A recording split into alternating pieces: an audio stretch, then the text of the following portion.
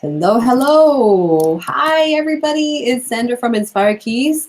And if you are watching me live right now, basically I am doing a live Worship Keys Q&A with the Inspire Keys Academy members. So what I'm going to do right now is to share my screen, and that way you could see what I am playing. So with that, let's just turn on Chordy. And yep, you guys should be able to see that I've got my keyboard, and you hopefully can hear what I'm playing as well.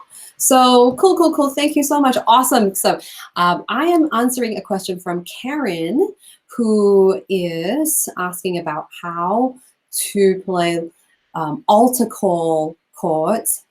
So basically just ministering and playing something. And she specifically asked to play how to play altar call chords after Love So Great, which is from Hillsong, in the key of A. So those who are watching on Facebook, I posted a link on the YouTube live keys view. So when you click that link in another tab, you should be able to see my keyboard view, so that what you're doing right now is not just my face. Cool. So I am jumping into the keyboard view right now, and in the key of A, right? Okay, so when it comes to altar call, I would personally prefer something with a pad, ideally a piano and a pad sound layered together. So I'm just going to go ahead and play the ending bit of the chorus. You are the Lord Almighty, the light of the stars in glory, like the foulest ocean, oh, nothing else compares. Okay, so assuming this is where the altar call happens, I usually like to carry on with the chord progression so that we don't change the mood too quickly. So I'm just gonna keep playing the chorus chords. Okay, now what I feel is very important is the chord voicing. So don't play closed voicings where you've got your notes really close together, like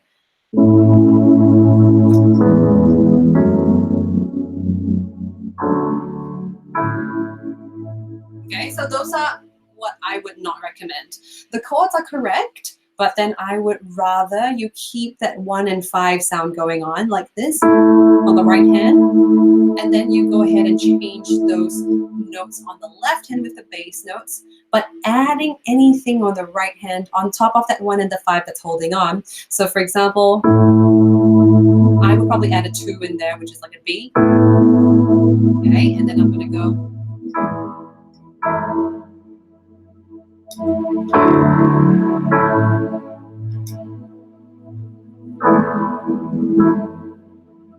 But I think that's a little bit on the thin side. I'm going to thicken things up with maybe just the 1, the 5, and the 1 on my right hand. Maybe even with my thumb playing both A and B at the same time like this. And that was just played with a thumb. So I can do a... And that's entirely with my right hand. So I'm going to go...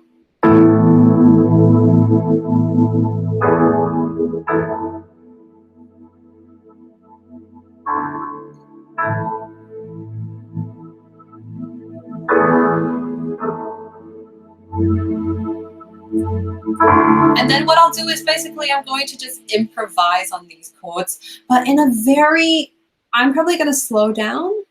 I'm not going to rush. If we have a metronome going on in our ears, I'm going to say let's go ahead and just cut the click, because you don't want to sound rushed when you're playing an altar call.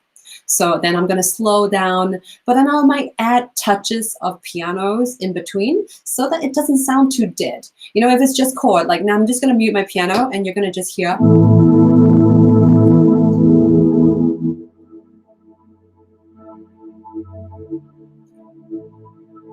Which I feel, I mean, the beauty of a pad is that it's very unpercussive. You've got sounds that are just really fluffy and it fills. The problem though is when you have too much of that, it does get very stale, and the last thing you want is people falling asleep in the altar call section, or maybe even just turning on their Instagram. So you don't want that. So what I like to do is to turn on my piano, which then create that percussive effect.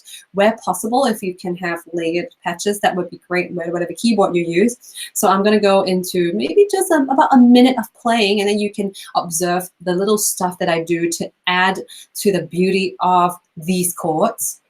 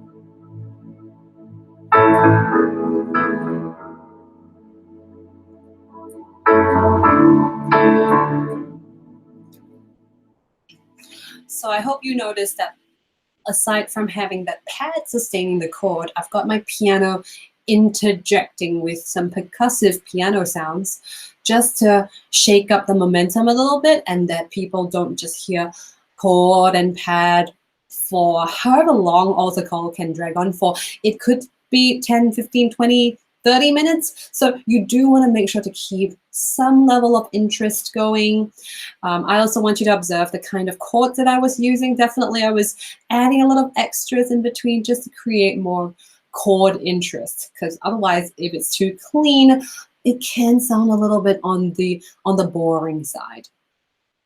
And then I did want to share that the other two chords, because I've been just playing the repeat of the Love So Great chorus, but if you ever feel tired of it, which I think everyone will if you play it for too long, then I like to go into my one and then chord sustain. So I would call it A sus A, A sus A. And those are in the key of A, because we're in the key of A right now. Oh, I just realized something. Yeah, I should probably change this to A here. Sorry about that. Okay, so then I'm going to go like, right? And then I'm going to go into a... Okay, so what I basically did was, this is the A. And then I'm going to add a... Can you see how there is an F sharp and a D? So there is basically this and that. And then I'm just going to keep alternating these two. And I feel it's a wonderful way to just not make holding onto an A boring. So for example, I've got an A going right now.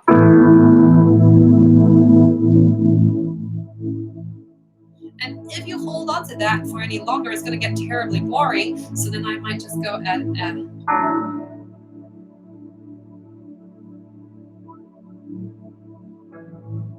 Right? Keep that going. And then I might even add a...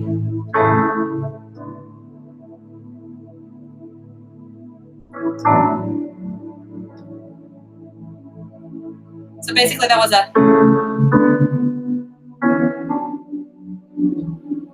going on that's in the inner layer, but then I've got my very lowest and my very highest notes quite consistently held. So like, and then I get my fingers to control that inner layer, like,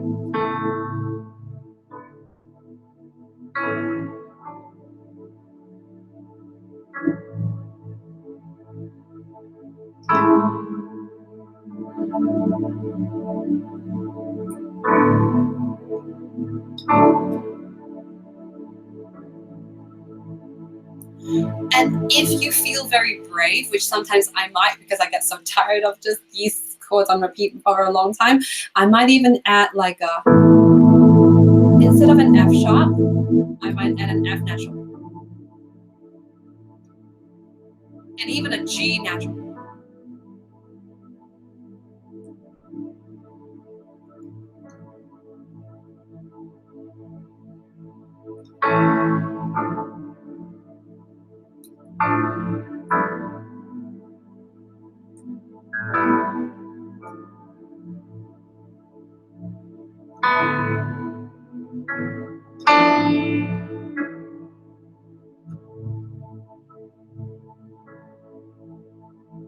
Okay, so perhaps some of the takeaway points I really want you to learn from here is that when it's an altar call, or maybe you're just underscoring someone speaking, what I like to do is to keep my lowest and my highest note very still and constant. As you can see, they are pretty much just plonked down.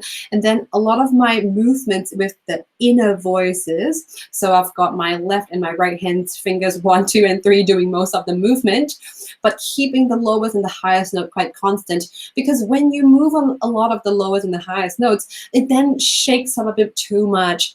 And then I feel that it's just a bit too much movement, right? I mean, imagine if you have an altar call that goes like,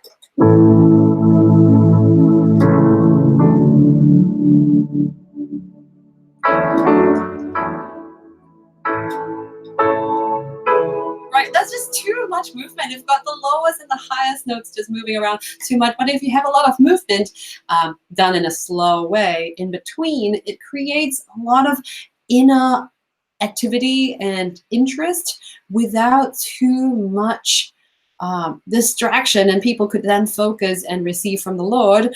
And so, yes, I really hope that, Karen, you found that helpful and that it wasn't too advanced. But really, that was some really good stuff that I wanted to share.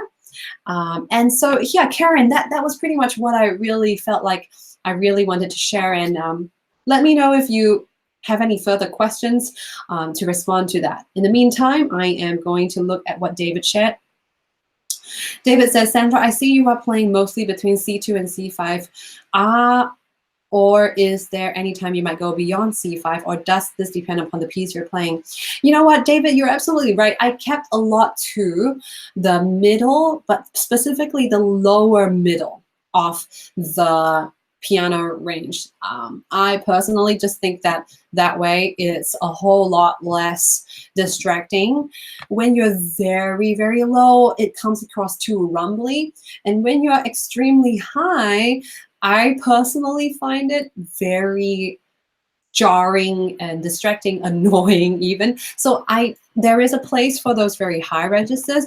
I personally like to keep them for the special high moments, like when I'm trying to create something really thick. Or if there is a whole band playing and then I don't have to sustain the mids, right? Then I might just play only the highs to cut through to make a certain section interesting. Okay, so that's something I like to use, but I use it sparingly because I personally just don't really like the high ranges in the first place. If I do want to use them, I would personally use them, reserve them for the very special moments. Karen says, thank you very much. You're very welcome, Karen. I loved your question. I really hope that those tips help. Those are just some of my own, perhaps you can call it pet peeves. When I listen to someone play an altar call chord progression, I really don't like hearing too much movement. It makes my attention go to the piano, which you don't want, but at the same time, you don't want to bore people by holding one chord down the whole time. That's a sure way to send people to La La Land. So yeah, that's just some comments of mine. And David says, okay, which is awesome. So we've got David, Karen, and Amy in, but I haven't heard from Amy. So guys, pretty much that's all the questions I've received. If you have any other questions, please pop them in right now. But otherwise, I am happy to let us just go and have a really good morning, good afternoon, and good night wherever you're watching this from. Sincerely, thank you again for all who joined. And for anyone else who has Worship Keys questions, you are very welcome to ask on the Inspired Keys Academy Facebook group, or email me directly, because all of you who are members, you will know my email. And then for those of you who are watching on YouTube, guys, and you have Worship Keys questions that you want me to answer as well, you're very welcome to check out the Inspired Keys Academy, because this is a members only live Q&A. So by joining as a member, you are telling me that you're serious about really getting to your next level in your Worship Keys playing. And you can do that on inspiredkeys.com/join. I'm really hoping that you will join us, and you can find out more in the description box below on YouTube in this video. With that said, I do believe that's all I've heard from the members. David says now, God bless Sandra, have a great day. Hey, you have a really great day too. Thank you for joining us. Karen, Amy, David, apologies again. I did jump onto this 30 minutes late, so sorry about that. And stay tuned, because I'm going to be announcing the next 2 live Q&A dates very soon. Thank you also, Darlene, for asking your question. And with that, I am going to